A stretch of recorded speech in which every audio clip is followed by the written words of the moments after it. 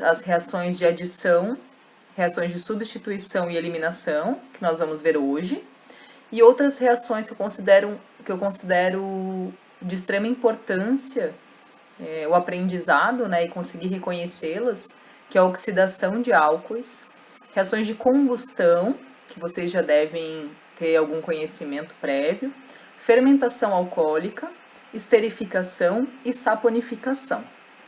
Então a aula de hoje vai ser sobre esses três conjuntos de reações, que é de adição, substituição e eliminação. Então nesse slide tem um exemplo de cada uma delas, tá?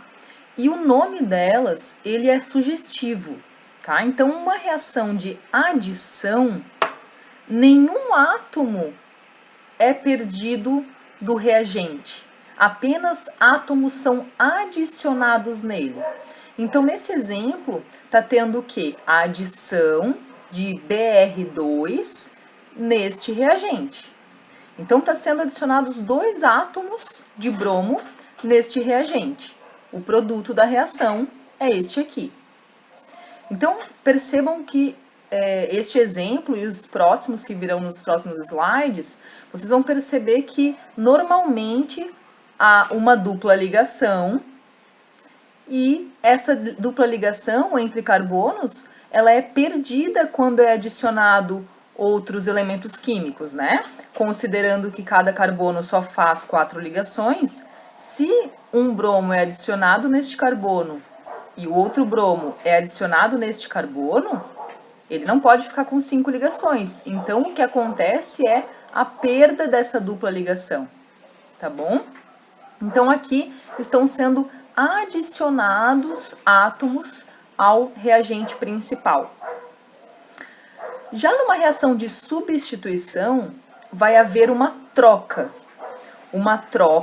entre um átomo, um conjunto de átomos presente em um dos reagentes, com átomo ou conjunto de átomos presente no outro reagente.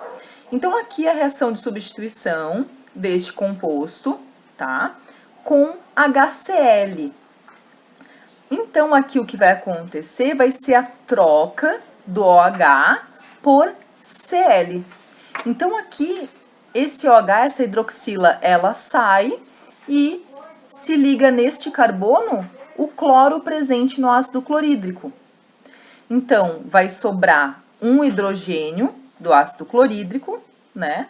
E este hidrogênio vai, então, se ligar a esta hidroxila que acabou de sair nessa troca, nessa substituição. Hidrogênio junto com hidroxila forma uma molécula de água. Então, aqui, essa reação de substituição está sendo substituída a hidroxila por um átomo de cloro. Aqui, vocês vão perceber que normalmente, né, haverá mais do que apenas um produto. Sempre o produto principal, que é muito parecido com o reagente principal, e um segundo produto, neste caso é a água, mas vai depender de quais são, de que troca está ocorrendo aqui. E, por fim, a reação de eliminação, existe a perda de elementos químicos do reagente principal. Então, nesse caso aqui, olhem bem o reagente e o produto. A perda deste OH, certo? Ele não está mais aqui. E percebam que aqui há uma dupla ligação formada no produto. Então, a formação de uma dupla ligação aqui. Como eu falei anteriormente, não esqueçam que cada carbono tem que ter 4 ligações. Este aqui perdeu a hidroxila e este aqui, inicialmente, nessa molécula de reagente, ele apresenta 2 hidrogênios. Quando ocorre a formação da dupla ligação, agora tem apenas um hidrogênio aqui, certo? Então, o que foi perdido foi o OH, a hidroxila deste carbono, e um hidrogênio deste carbono aqui. Nessas reações de eliminação, gente, vocês vão sempre ver a formação de uma dupla ligação né? Caso o reagente seja apresente apenas ligações simples. Ou, se tiver uma dupla ligação aqui, o produto vai apresentar 3 ligações. Porque há perda de elementos, há perda de grupos aqui. E como eles estão sendo perdidos, há ligação química faltante entre os carbonos.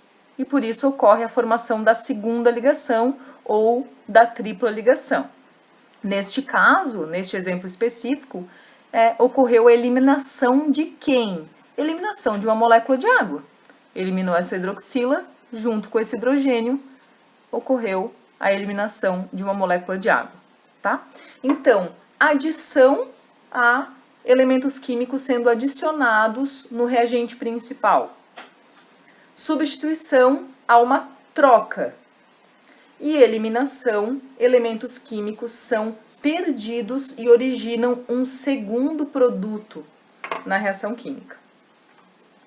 Então, aqui, alguns exemplos de reações de adição apenas, né? Então, neste primeiro exemplo, este é o produto, né, o reagente principal, está sendo adicionado HBr, tá? Que é o segundo reagente, que é o ácido bromídrico.